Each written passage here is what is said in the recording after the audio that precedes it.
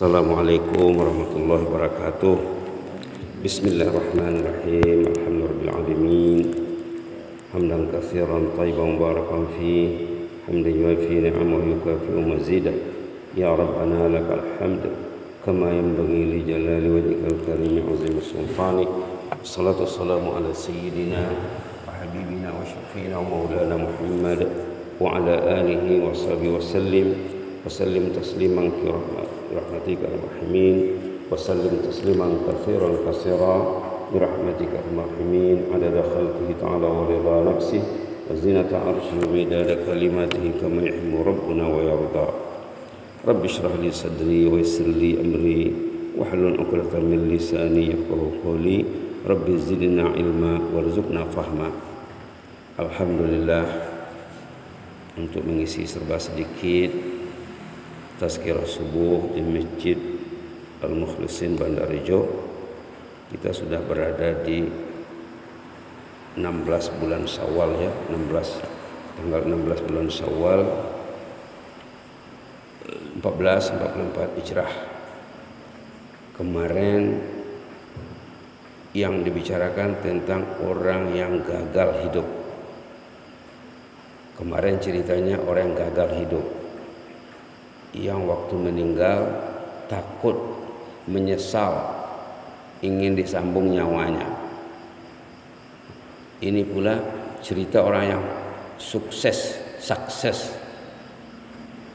Di dalam Quran ada orang yang gagal, ada orang yang sukses. Tersebut dalam ayat yang dibaca tadi, rakaat kedua ya. Rakaat kedua surah Al-Fajr. Tapi tadi dibaca dari pertengahan surah, bukan dari awal ya. Awal surahnya wal fajri walayalin ashr. Demi waktu fajar. Allah bersumpah dengan waktu fajar. Mulianya waktu fajar. Waktu fajar sekarang lah ya. Mulai terbit fajar, mulai masuk waktu salat subuh, itu dikatakan fajar. Bahasa kitanya pun fajar juga. Diambil dari bahasa Al-Quran. Di hujung surah Al-Fajr atau di akhir surah Al-Fajr diceritakan orang yang sukses hidupnya, yang disebut dalam ayat 27, 28, 9, 30. Jadi 4 ayat pendek. Bagi jemaah yang hafal ayat ini boleh kita baca ya. Ya ayyatuhan nafsul mutmainnah. Ini sering dibaca dalam doa juga, sering dibaca ya. A'udzubillahi minasyaitonir rajim. Bismillahirrahmanirrahim. Ya ayyatuhan nafsul mutmainnah irji'i ila rabbiki radiyatan mardiyah fadkhuli fi ibadi wadkhuli jannati. Allahumma ja'alna minhum ya rabbal alamin. Ini orang yang akan meninggal dunia. Ayat yang 4 ayat pendek ini akan dibacakan, akan didengar oleh yang akan meninggal dunia. Pernah sahabat Rasulullah SAW menanya Rasulullah, apa maksud ayat ini? Kata sahabat, kata yang bertanya, jelas baginda, ayat ini akan kamu dengar nanti dibacakan waktu kamu mau dicabut rohnya. Dengar baik-baik ya. Dan dalam tafsir disebut ungkapan ini juga akan didengar nanti di hari kiamat. Jadi 2 kali dibacakan. Pertama waktu nak meninggal, yang kedua di hari pembalasan nanti. Apa maksud ayat ini? Ya ayyatuhan nafsul mutmainnah. Wahai mukmin yang mempunyai jiwa yang tenang dan tentram. Walaupun hujan datang juga ke masjid. Yang tidak datang itu tidak masalah sebenarnya, karena hari hujan ya. Itu banyak juga datang ke masjid. Subhanallah. Dia tenang datang ke masjid, tenang datang salat subuh. Kalau dia nggak datang, gelisah dia, takut dia, cemas dia. Orang yang tenang dan tenteram berbuat ketaatan, tenang dan tenteram melakukan keridhaan Allah. Dari ayat ini ulama membagikan nafsu manusia kepada 3 pembahagian. Nafsu al-mutmainnah ini nafsu yang terbaik, yang top sekali, yang disorot dalam surah Al-Fajr ini ya. Kemudian nafsu al-lawwamah yang disorot dalam surah Al-Qiyamah, la uqsimu biyaumil qiyamah wala uqsimu bin nafsil lawwamah. Kemudian nafsu al-ammarah yang disorot dalam surah Yusuf. Jadi menyimak ayat-ayat tentang nafsu dalam Al-Quran, kata ulama nafsu itu ada 3. Sebenarnya nafsu itu 1 kata ulama, tapi sifatnya berubah-ubah. Saat dia merasa tenang dan tentram melakukan ketaatan, pegang Quran, tenang perasaannya, berzikir, tenang perasaannya, puasa Ramadan, puasa 6 Syawal, direbutnya, tidak mau dia ketinggalan. Salat fardu berjamaah, salat sunat qabliyah ba'diyah, salat duha, salat tahajud, salat malam, bahagia dia melakukannya. Nah, inilah yang dikatakan nafsu mutmainnah, nafsu yang tenang dan tentram saat melakukan ketaatan kepada Allah. Nafsu mutmainnah ini ataupun orang yang level nafsunya, derajat nafsunya nafsu mutmainnah inilah yang dipanggil di sini, ya ayyatuhan nafsul mutmainnah, wahai mukmin yang mempunyai nafsul mutmainnah, irji'i ila rabbik, kembalilah ke rahmatullah. Cuma dikatakan tadi, ini cerita orang yang kaum meninggal dunia.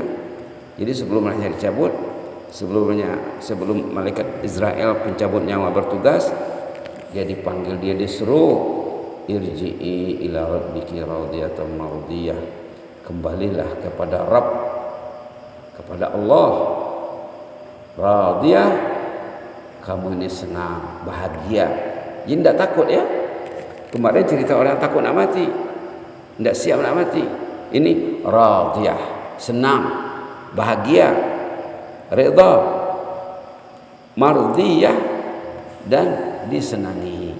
Dia senang, keluarganya senang melepas pergi, masyarakatnya senang melepas pergi. Jadi contoh dalam masyarakat, jadi contoh yang baik.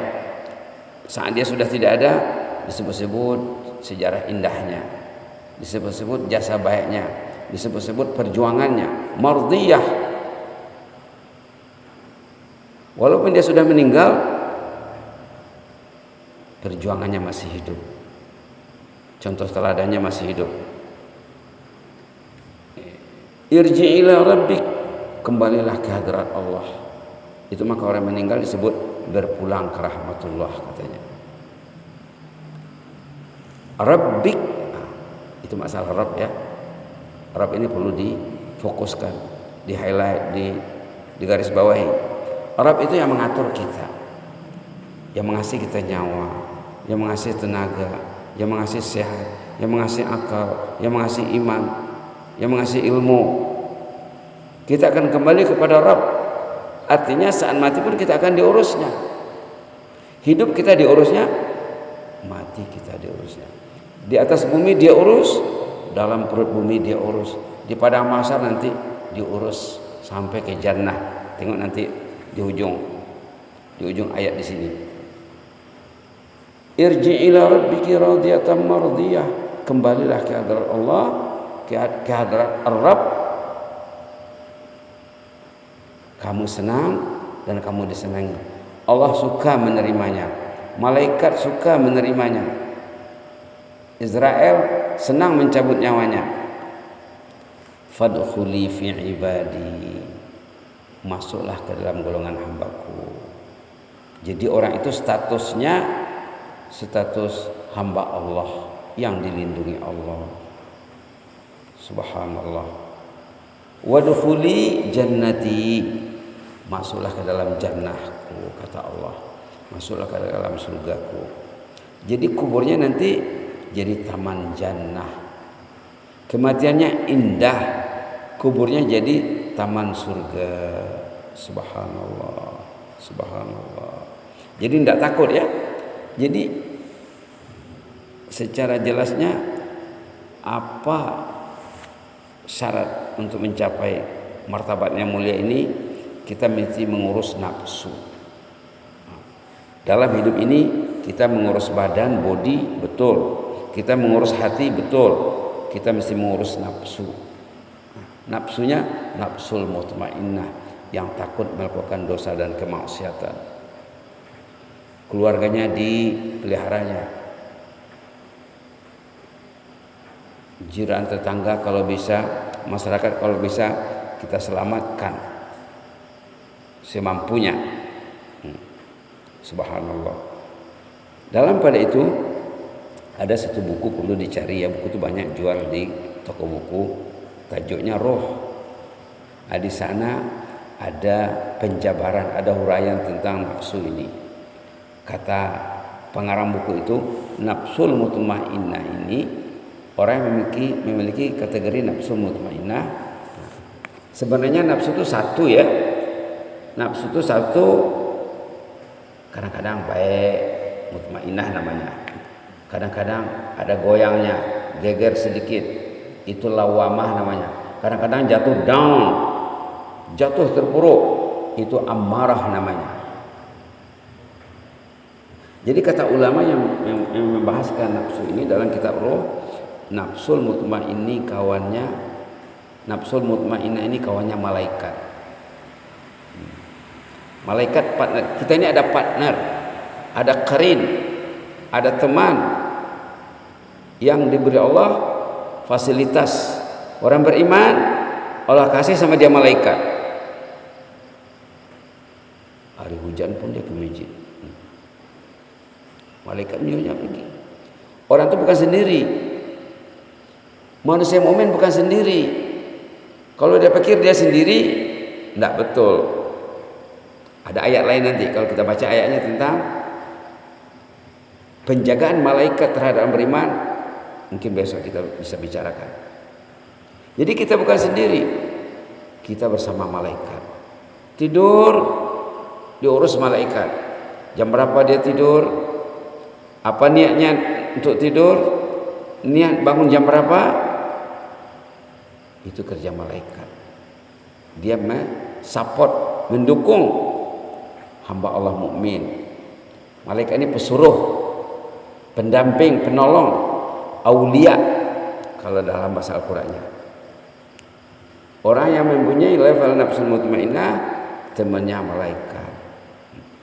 Orang yang mempunyai nafsu al-ammarah bisu temannya iblis, setan iblis. Ada juga dalam Quran ayatnya. Dalam surah Kahfi ada, dalam surah lain ada.